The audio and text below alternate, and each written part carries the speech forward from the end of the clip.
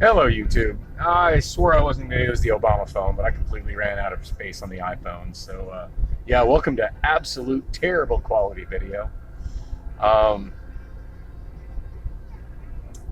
yeah, one of these days I need to get myself a splurge and get myself like an older GoPro where I can just put some large SD cards in it and actually shoot some video without running out of space. Of course, then comes the whole conundrum of how do I get it uploaded. You know, it's super easy to upload from my iPhone, and I don't always have a computer set up at home where I can, transfer files to. I don't know. I'll sort that out. I do see that I am getting a few more viewers on this channel. I still really don't know who they are or why, but hey, thank you. Thanks for joining me. So yeah, I was talking about Grand Avenue. I'm still traveling on Grand Avenue. And so yeah, it was the early 80s is when the gradient level interchange was done at Indian School, and that was generally a success, but it wasn't until many, many years later that the other ones started getting built. It seems like that was through the 90s. And again, my memory's kind of fuzzy on this because this is a long time ago. But I mean, I've been here, for the most part this whole time. But yeah, since those were built, for the most part, Grand Avenue moves really smoothly. And a lot of people hate driving on Grand Avenue. I mean, I still see it all the time. It's just, oh no, Grand Avenue, the intersection's confusing, it's a pain in the ass, blah, blah, blah. But I have found a lot of times that if I don't spend a lot of time on the west side, so it's kind of random that I'm at a place where Grand Avenue saves me time. But, from my little excursion, looking at the frontage that was set aside, the redevelopment of the frontage that was set aside for the Paradise Parkway, and heading back to my landlord's place to pay rent. Yeah, that came out like right next to Grand Avenue, and the intersection of Grand Avenue, 43rd, and Camelback, and definitely the easiest way for me to get back to the east side of town where I live is this Grand Avenue to 19th Avenue to 10, which is what I'm doing. Shame I didn't get it all in one nice easy video, but yeah, always juggling space. And as you notice, this lane that I'm in is backed up quite a bit more than the other traffic lanes, but yeah, I would imagine most of the people in front of me are doing the same thing I am.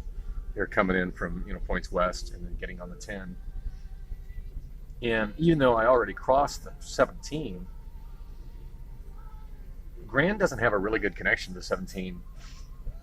It actually had a better connection in the late 60s and 70s and 80s, but when the gradient level interchange was put in at 27th Avenue, which I didn't think I really caught that in video. That was about the time I was swapping the iPhone for the Obama phone.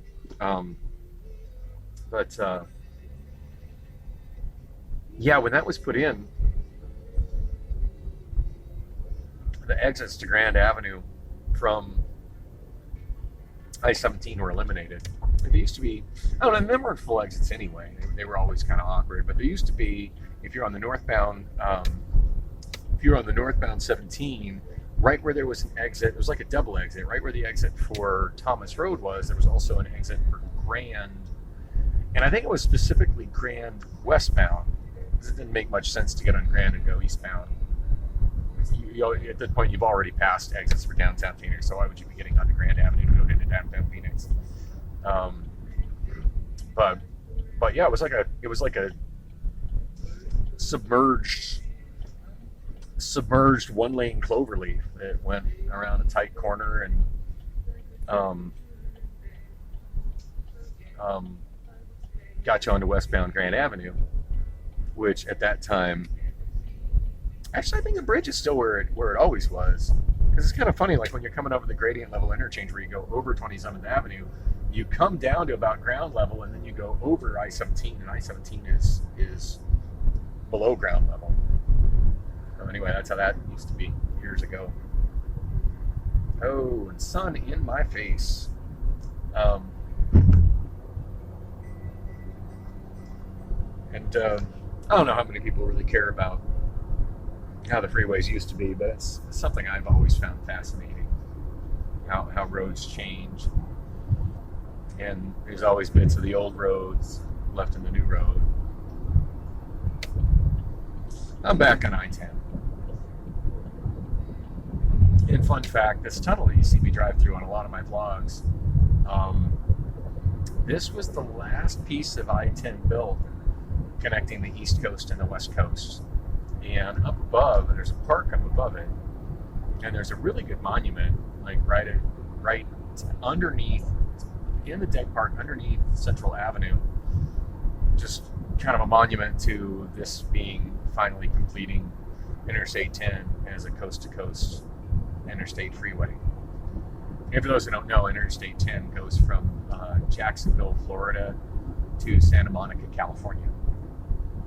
And if you go back through enough of my vlogs, I actually have one where I get on it right where it starts at the beach, like at the coast, and you kind of go through a tunnel and then you're on I-10. And if memory serves, I think I shot video from there all the way through downtown LA. I don't recall how long I kept it rolling. At one point I realized I was just wasting a lot of space and had nothing good to say, and it was just becoming a pretty boring urban LA freeway. But never been to the east end of it. In fact, I've never been any farther on I-10 than downtown Houston. Another fun freeway fact, the stretch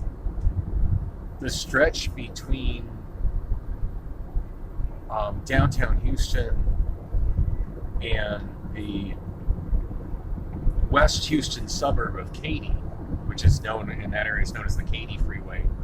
That is the widest freeway in the United States. I forget how many lanes it is, but it's ridiculously wide. And there's a few express lanes in the center, which are detached from the regular traffic lanes, and there's a whole bunch of traffic lanes. And then there's limited access lanes that are detached from the main traffic lanes. And then there's a frontage road as well, which kind of has connection between the limited access lanes. It's pretty overwhelming.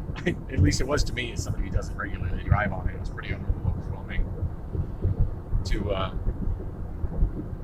I want to say it was overwhelming to drive on, but the more I think about the Katy Freeway, I think both going in and going out, I think my daughter Allison drove on that one. Thanks, kid. But boy was I wide awake and watching. And she did it well. For the most part, my daughter's a really good driver.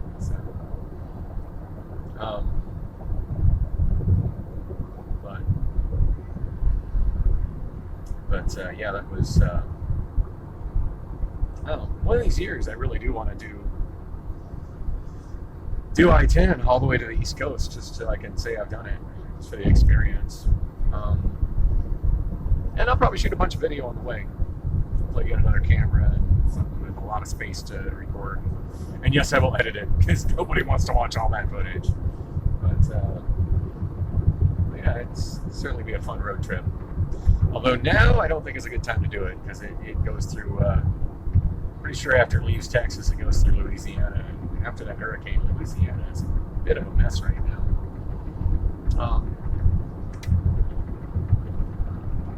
I do have a couple people, I don't know if I really want to call them friends, but online friends, the kind of people you chat with occasionally online that you don't really know. Yeah, I do have a couple of people I chat with online that are in New Orleans. One of them I haven't heard from since the hurricane, so I should probably shoot him a message just to let him know I'm thinking of him. But Third Floor Tapes, I know he's based in pretty much right in the